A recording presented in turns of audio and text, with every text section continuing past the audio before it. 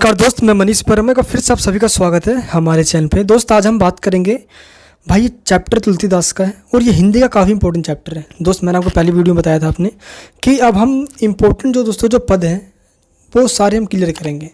तो तुलसीदास के अंदर दोस्त जो ये हमारे जो सबसे इम्पोर्टेंट है, भरत का भ्रात प्रेम।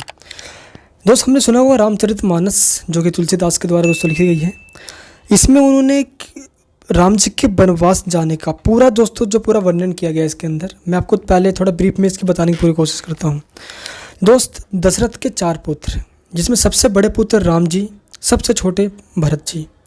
दोस्त हुआ ये कि ककैया जो है यार, उन्होंने क्या क्या वरदान ये मांगा कि भरत को राजभिषेक मिलना चाहिए और राम जी को वनवास मिलना चाहिए। और इसी बीच दोस्तों राम जी, लक्ष्मण जी और सीता जी तो वनवास चले गए और भरत जी को राज्याभिषेक मिला। लेकिन दोस्त भरत जी को ये बिल्कुल भी ठीक नहीं लगा और इसी को देखते हुए भरत जी खुद और अपने सभी साथियों के साथ वनवास की ओर चले गए, राम जी को वापस लाने के लिए, उनको कि कहते वापस लाने के लिए। और इसी बीच दोस्त ये जो हम पढ़ने वाले हैं आज का ये भरत का भ्रात प्रेम, इसमें हम भरत जी और राम जी के प्रति जो उनका प्रेम है, रामचरितमानस के अंदर दोस्तों तुलसीदास ने चर्चा करी है इसके बारे में, जो हम यहाँ पे चर्चा करेंगे। मैं आपको बता दूँ ये एग्जाम के मोटिव से काफ़ी इंपॉर्टेंट है, चाहे सीबीएसई के स्टूडेंट हो या एनयूएस के स्टूडेंट हो। तो चलिए क्या करके लाइन हम यहाँ पे समझने की पूरी कोशिश करते हैं। सबसे पहला लाइन है यहाँ पे, सुनी मुनि बचन राम रुख पाई। पहले आपको ब्रीफ में पहले बता देता हूँ इसका मतलब है क्या, जो हम इसके बारे में पढ़ने वाले हैं। देखो ये कि अब आगे चल के भरत जी बोलने वाले राम जी की पूरी व्याख्या करेंगे, उनके चरित्र के बारे में बताएंगे कि वो कैसे थे। अब देखो राम जी जब वनवास चले गए, जो इंसान बचपन से ही उनके साथ रहा हूँ, अब दोस्त हमेशा के लिए या दोस्त इतने लंबे समय के लिए वो वनवास चले जाना, तो वो इतने दूर कैसे रह सकते हैं, इसी को वो यहाँ पे बताने की पूरी कोशिश कर रहे हैं इन लाइनों के माध्यम से। तो सबसे पहले दोस्तों लाइन है कि सुनी मुनि बचन राम रुख पाई, यानी कि दोस्त वो यहाँ पे कह रहे हैं कि जो मेरा जो वचन है, जो यहाँ पे मैं जो कहना चाह रहा हूँ वो तो दोस्त जैसे उन्होंने कहा कि मुनि के वचन सुनकर और रामचंद्र जी का यानी जो राम जी का जो व्यवहार है वो हमेशा मेरे फेवर में रहा है शुरुआत से लेके अंत तक, ऐसा दोस्त यार भरत जी यहाँ पे कह रहे हैं। एंड गुरु साहिब अनुकूल अघाई, यानी कि जो वो हमेशा क्या रहते हैं, वो साहिब अनुकूल अघाई, अनुकूल मतलब होता है मेरे फेवर में होना, है ना, कि राम जी हमेशा से भरत जी के ही फेवर में रहे हैं। लखी अपने सिर सबूर छुरी। देखो यहाँ पे एक लाइन है यार, जब भी आप कोई वर्ड या पढ़ रहे हो तो इन वर्ड को पढ़ने से पहले आप देखो बुक्स के साइड में आ जाओ। देखो यहाँ पे सब इनका मतलब लिखा होता है, ये जब आप इसका व्याख्या कर रहे हो तो आपकी बहुत ज़्यादा ये हेल्प करेगी। अनुकूल देखो यहाँ पे लिखा है फेवर में, है ना, नीरज नयन कमल जैसे नेत्र मेरे, पुल की रोमांचित होना या चौक जाना, मुनिनाथ वशिष्ठ जो है हमारे। अगर आप ये वर्ड पढ़ लोगे तो यहाँ से आपको काफ़ी हेल्प मिल जाएगी। चलिए आप आते हैं फिर से इस लाइन के ऊपर। लखी अपने सिर सबू छरु भारू, यानी कि अब मैं क्या कहूँ, जो मुनिनाथ है दोस्त जो यहाँ पे कह रहे हैं वो, उन्होंने सब कुछ अपने ऊपर जिम्मेदारी ले ली है और कहीं ना सकी कछु करूँ विचारूँ, यानी कि जो अब मुझे कहना था वो उन्होंने सब कुछ कह दिया, अब मैं क्या ही कहूँ। यहाँ पे वो लाइन कह रहे हैं भरत जी। आगे जो दोस्त ये होता है कि पुल की सरी सभा भय ठाए, और बीच सभा में जब ये बात कही जा रही थी, इसी बीच भरत जी खड़े हो गए। नेक्स्ट जो लाइन है हमारी, नीरज नयन नेह जल बाड़े, और दोस्त उनके आँखों से प्रेम की गंगा, यानी दोस्तों प्रेम की आंसुएं कि बहने लग गई, है ना। नीरज नयन उनकी कि कोमल आंखों से आंसू बहने लग गए, है ना। कहब मोर मुनिनाथ ने वहा, जो मुझे कहना था वो तो मुनिनाथ ने कह दिया। यही ते अधिक कहूँ मैं कहा, इससे अधिक मैं और क्या कहूँ, इससे ज़्यादा मैं और क्या कहूँ, है ना, इस लाइन का मतलब। एंड मैं जानूँ निज नाथ स्वभाव, मैं उनके स्वभाव को जानता हूँ, भरत जी ऐसा कह रहे हैं, ठीक है। अपराधी हूँ पर को ना काऊँ, यानी कि जिन्होंने अपराधी पर भी कभी को मतलब होता है क्रोध नहीं किया हो, कभी क्या गुस्सा ना, कभी कोई एंग्री ना किया उन्होंने, है ना, ऐसा बता रहे हैं।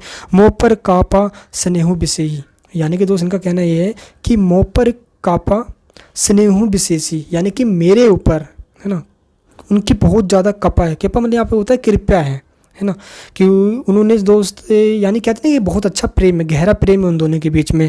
खेलत खुनीस ना कभू देखी, यानी कि दोस्त खेल में कभी भी वो कभी नाराज़ नहीं होते थे, राम जी कभी हो या भरत जी कभी नाराज़ नहीं होते थे। शिशुपन ते परिहेरु न संगु, शिशु मतलब दोस्त बचपन से, चाइल्डहुड से वो हमेशा एक दूसरे के साथ रहे। भरत जी ने कभी भी उनका कभी साथ नहीं छोड़ा। कबू न कीनी मोर मन भंगो, और कभी भी राम जी ने भरत जी का मन भंगो मतलब दिल नहीं तोड़ा। ठीक है, ये वाली यहाँ पे लाइन आ गई। मैं प्रभु कृपा रीति जिए जो ही, मेरे ऊपर प्रभु की बहुत ज़्यादा कृपा है, स्नेह है, प्यार है, प्रेम है। एंड हारू खेल जिता वही मोही, मैं कभी खेल में हार भी जाता तो वो मुझको जिता दिया करते थे। तो दोस्त कहने का मतलब ये है कि बहुत गहरा प्रेम है, जिनको इतना गहरा सा प्रेम हो इन दोनों के बीच में, तो कैसे भरत जी राम जी से इतना दूर रह सकते हैं। तो इसके अंदर ये बताने की पूरी कोशिश की जा रही है दोस्त। जैसे जब एग्ज़ाम में आता है यूनिवर्सिटी एग्ज़ाम के अंदर, तो ये काफ़ी इंपॉर्टेंट है, ये है ना, पिछले बार यही आया हुआ है। तो मैं आपको यही कहूँगा कि ये वाला जो पद है आप इस पर थोड़ा ज़्यादा ध्यान दें।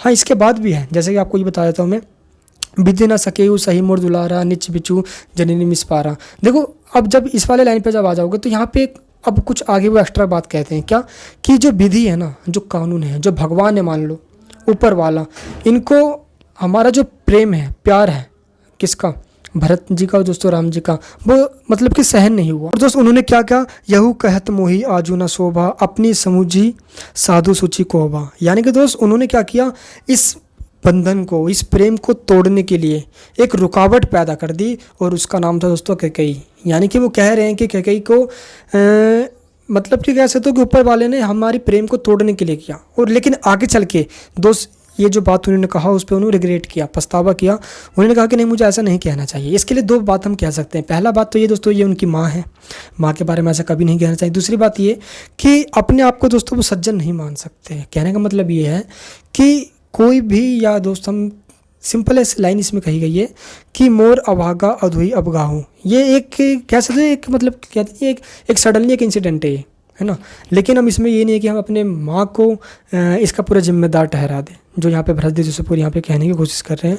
इसलिए यहाँ पे लाइन भरत जी और राम जी के दोस्तों प्रेम को दिखा रहा है। ठीक है, और दोस्त जब आप उसके दोस्तों बुक में देखोगे आप, तो सबसे नीचे एक बार एक लाइन पे आना, मैं आपको बता देता हूँ एक बार, जिस लाइन पे आपको थोड़ा ज़्यादा फोकस करना है।